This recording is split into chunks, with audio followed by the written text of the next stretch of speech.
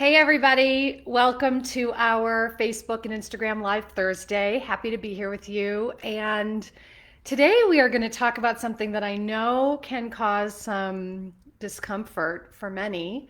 We are going to talk about rocking the boat and why it's so important to rock the boat in our relationships.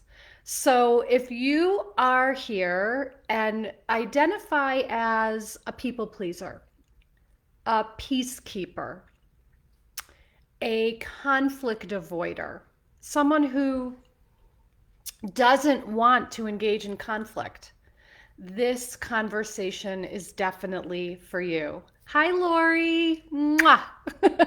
Hi, everybody who's joining. I see you coming on. I see you coming on. So, as I said, we are talking about rocking the boat and why it is time to rock the boat in our lives. So, if we continue through our lives avoiding conflict, here's what happens. First of all, we have this idea that the goal of relating, the goal of relationships, of any kind of relationships, whether it be intimate partnership, family, friends, whatever it is, we have this idea that the goal of partnership or the goal of relationship is harmony at all cost. And here's the deal with harmony at all cost. It comes at a very, very high cost to us.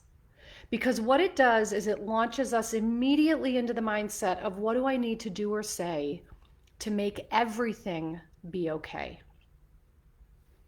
So when we are engaging from a place of wanting to keep the peace or wanting to avoid conflict or taking everyone else into account instead of taking ourselves into account, we're actually creating fertile ground for even more conflict. So, in other words, if we avoid any sort of external conflict, we're simply creating more internal conflict for ourselves.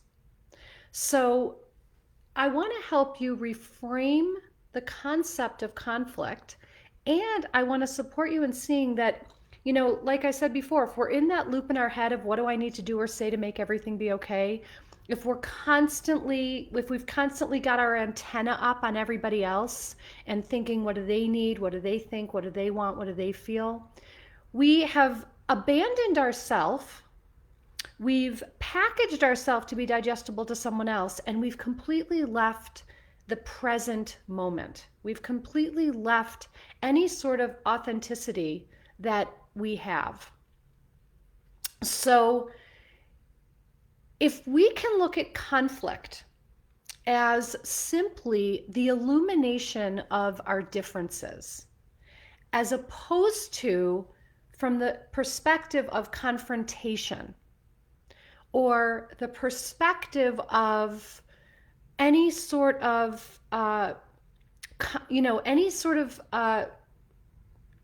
looking at any sort of disagreement as grounds for the all or nothing that we often give to it. So, in other words, we might have this idea of, if I don't agree with you, then, we're going to break up.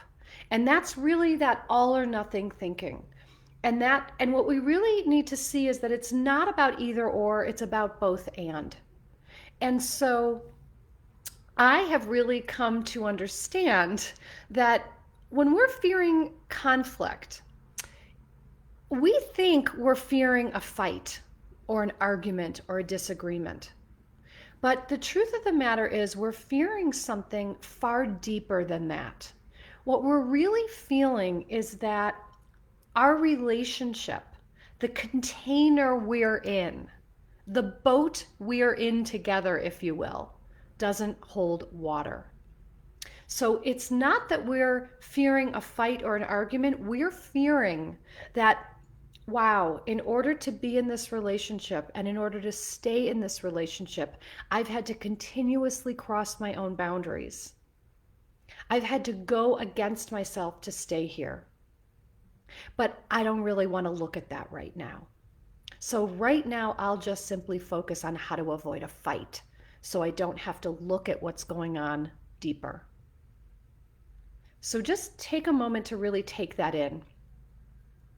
Because when a relationship is off, it's off for everyone involved. It's not just you. It's not just me. Everyone involved can feel the relationship being off. And so we really want to make sure that we're showing up with honesty, that we're showing up with presence, that we're showing up with clear communication. Clear communication is kind. And unclear communication, i.e., avoiding the subject or not being forthright with what's true for us, has us continue this relationship that isn't really founded or grounded in trust.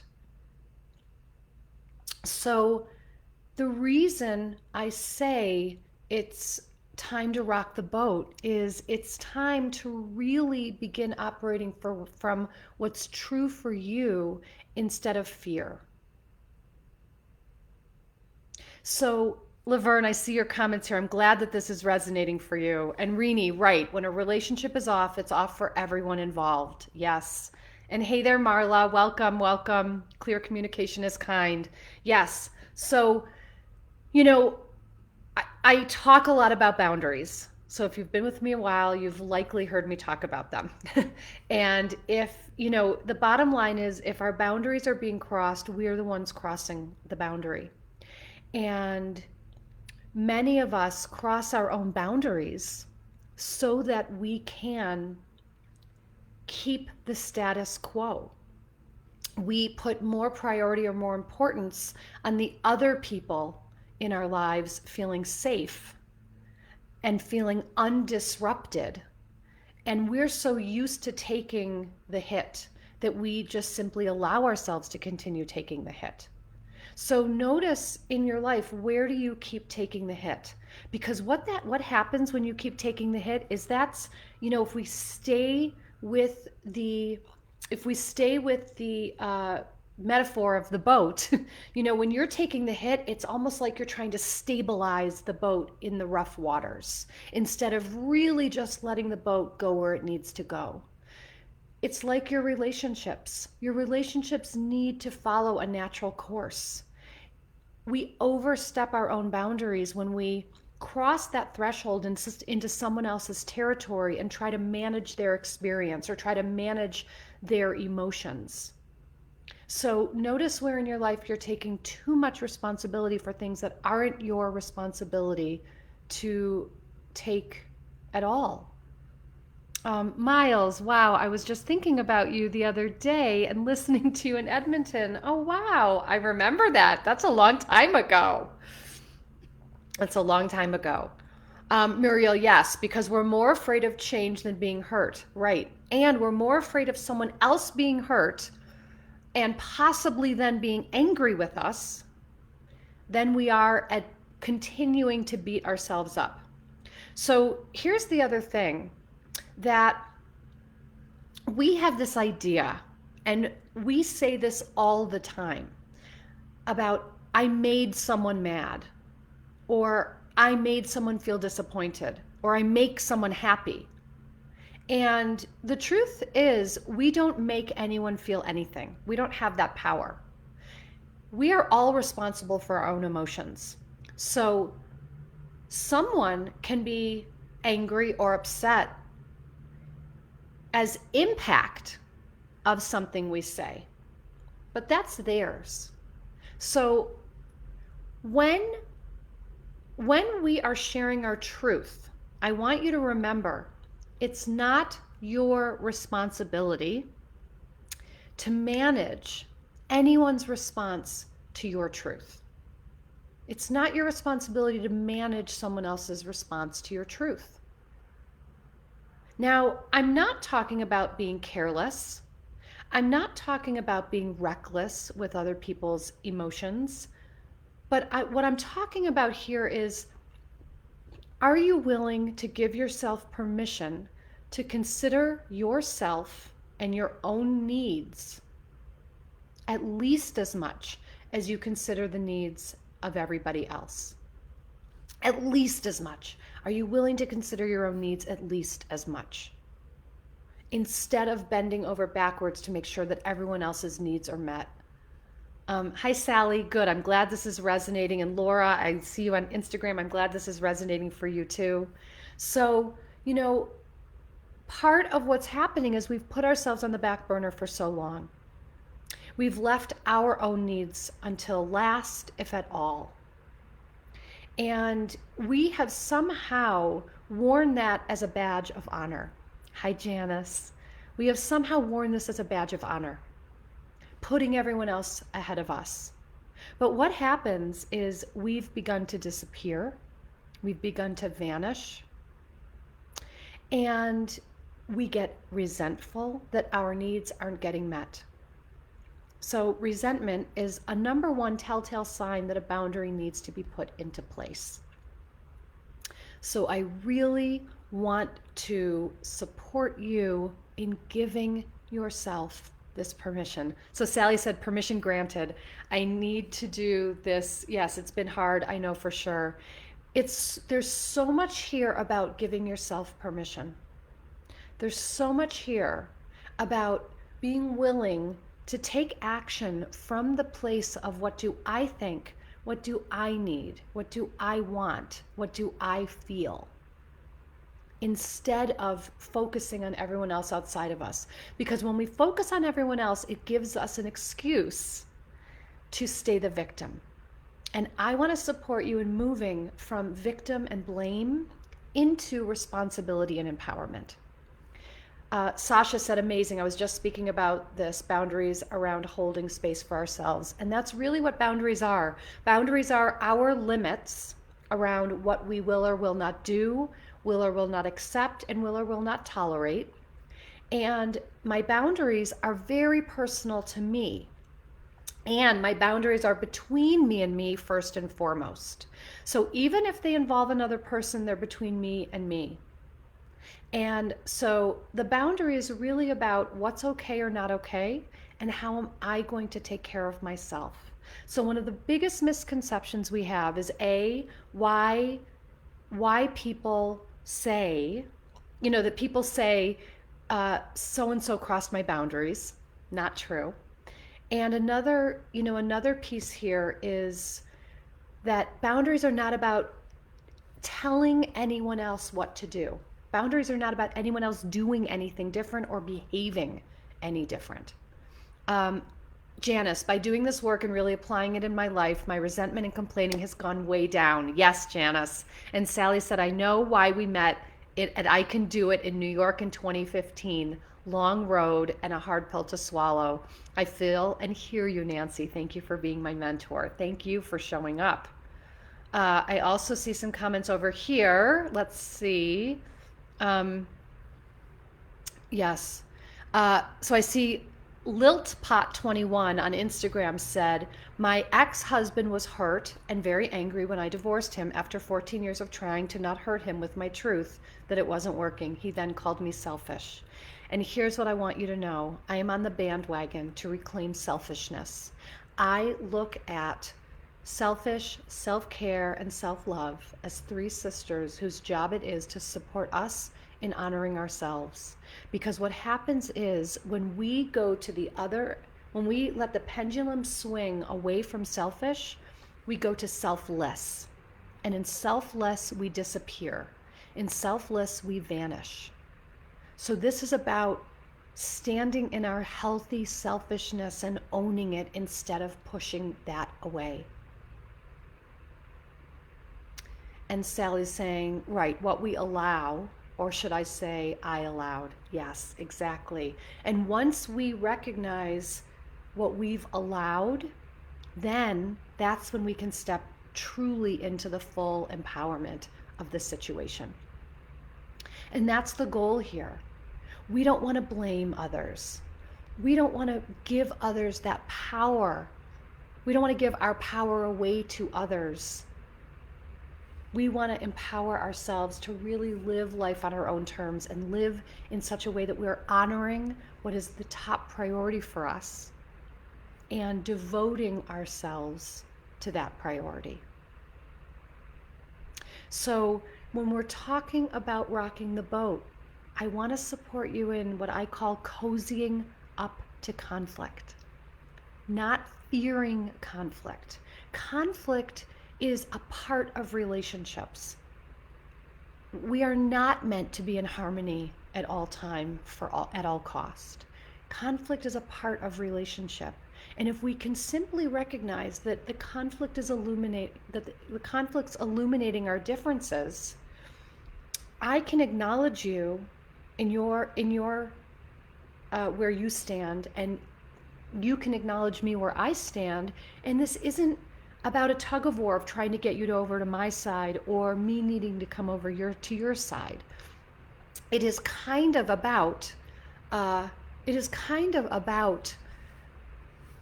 agree to disagree, but it's deeper than that because it's still honoring you in the places we disagree. Nan said selflessness has its place. Care to comment on that, please? I would love to. So here's the deal. We are everything. Every single quality exists within us. So we are selfless and selfish. We are both. It's not about one or the other. It's about acknowledging our capacity to be both.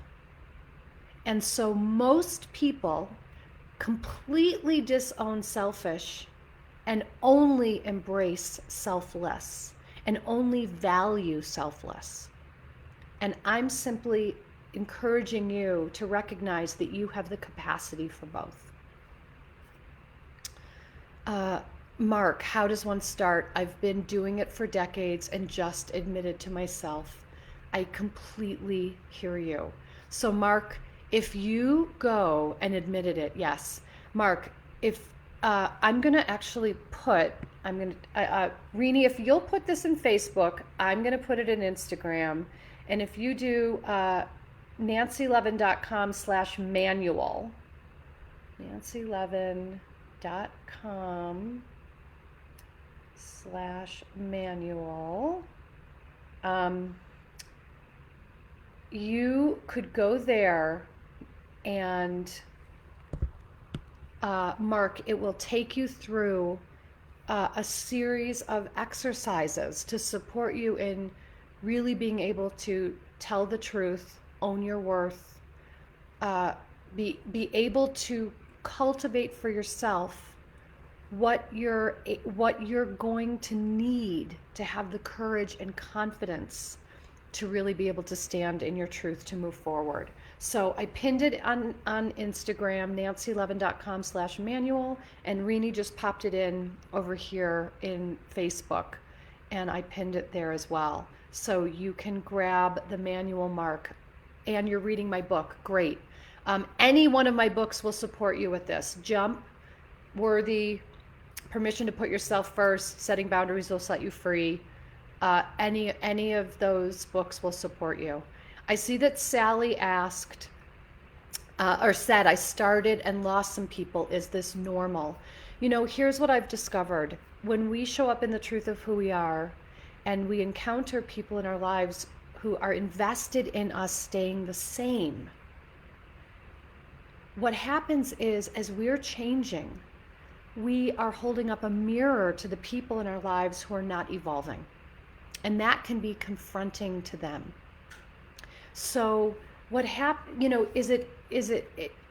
don't love the word normal, so I don't like to say it's normal or not normal, but I would say that it is a natural occurrence when you are taking really good care of yourself and you're changing the rules of engagement, you're changing the dynamic of the relationship. It might take some other people a little while to recalibrate. And so, so Sally said, awakening is awesome and lonely. So I'd also love to offer you something about lonely. What if you can reframe lonely for yourself as instead of being alone, being with yourself? So, what if you can actually begin to really cultivate this relationship with yourself that you've been avoiding or ignoring? Louise Hay always says, the relationship with you have with yourself is the longest relationship you will ever have. And so, best to make sure this relationship really is strong and stable and supportive and nourishing and nurturing. So, anything you can do to stay connected to yourself is going to empower you. Great. Let me see. Diane said, working through boundaries will set you free. Thank you for this gift. You're so welcome. Sasha said, this totally happened in my last relationship. It took years for me to realize why he was so terrified of me changing. He even vocalized that. Brave. Yes. And then you're reading Worthy right now. I'm so glad. Yes. Good, good, good, good. So,